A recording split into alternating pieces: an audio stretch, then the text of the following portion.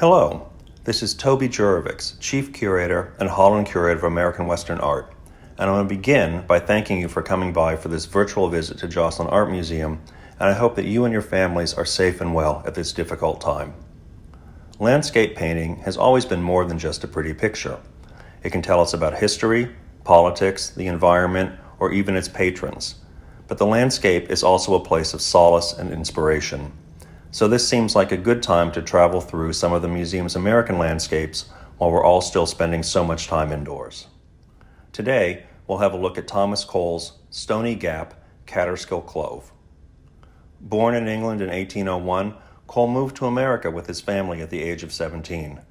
Working first as an engraver and then studying with local artists, he would rise to become the most influential American landscape painter of the early 19th century.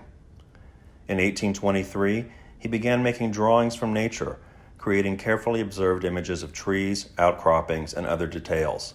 Later that year, he entered the Pennsylvania Academy of the Fine Arts. But in addition to being a thoughtful draftsman, he was also a tireless hiker.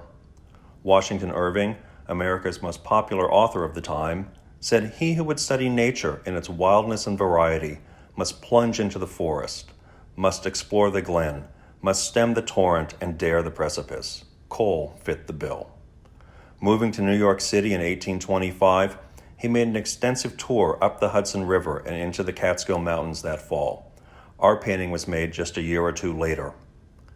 With its dramatic contrast of sunlight and shadow and looming thunderclouds, this painting suggests a somewhat uncertain moment.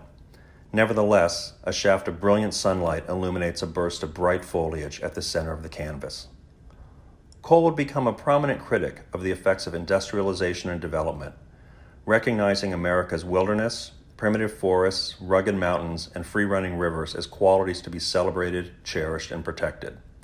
He wrote, "In civilized Europe, the primitive features of scenery have long since been destroyed or mollified, and to the cultivated state our Western world is fast approaching, but nature is still predominant. Indeed, as our thoughts turn towards summer, we can all look forward to a hike through a favored glade or to a mountain lake just like this one."